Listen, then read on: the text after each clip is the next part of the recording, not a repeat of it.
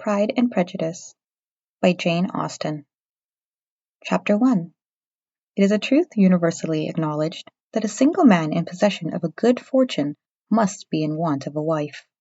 However little known the feelings or views of such a man may be on his first entering a neighborhood, this truth is so well fixed in the minds of surrounding families that he is considered as the rightful property of some one or other of their daughters. "My dear Mr. Bennet," said his lady to him one day, "have you heard that Netherfield Park is let at last?" Mr. Bennet replied that he had not. "But it is," returned she, "for Miss Long has just been there, and she told me all about it." Mr. Bennet made no answer. "Do not you want to know who has taken it?" cried his wife impatiently. "You want to tell me, and I have no objection to hearing it." This was invitation enough. "Why, my dear, you must know.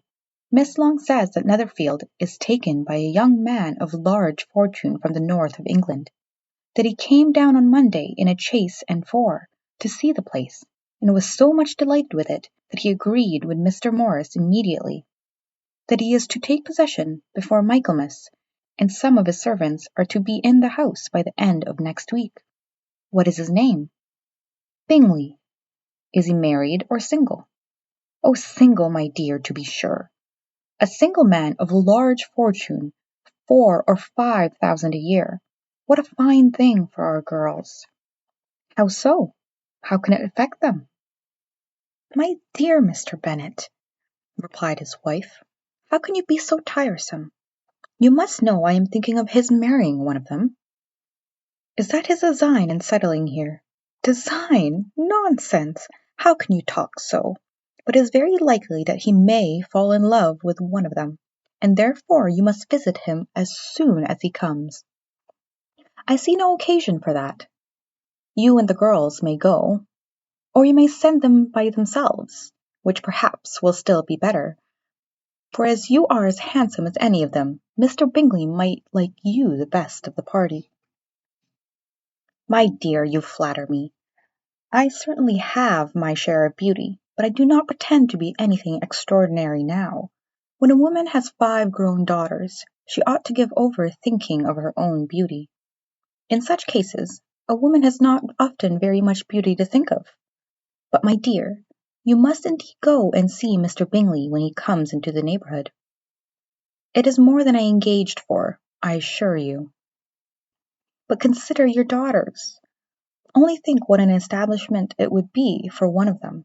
Sir William and Lady Lucas are determined to go, merely on that account, for in general, you know, they visit no newcomers. Indeed, you must go, for it will be impossible for us to visit if you do not." "You are over-scrupulous, surely. I dare say Mr. Bingley will be very glad to see you, and I will send a few lines by you to assure him of my hearty consent to his marrying whichever he chooses of the girls, though I must throw in a good word for my little Lizzie." "I desire you will do no such thing. Lizzie is not a bit better than the others, and I am sure she is not half so handsome as Jane, nor half so good-humoured as Lydia. But you are always giving her the preference." "They have none of them much to recommend them," replied he. "They are all silly and ignorant like other girls, but Lizzie has something more of the quickness than her sisters." "Mr. Bennet, how can you abuse your own children in such a way? You take delight in vexing me. You have no compassion on my poor nerves." "You mistake me, my dear. I have a high respect for your nerves. They are my old friends. I have heard you mention them with consideration these last 20 years at least. Ah, you do not know what I suffer. But I hope you will get over it, and live to see many young men of 4,000 a year come into the neighborhood. It will be of no use to us if 20 should come, since you will not visit them. Depend upon it, my dear, that when there are 20, I will visit them all."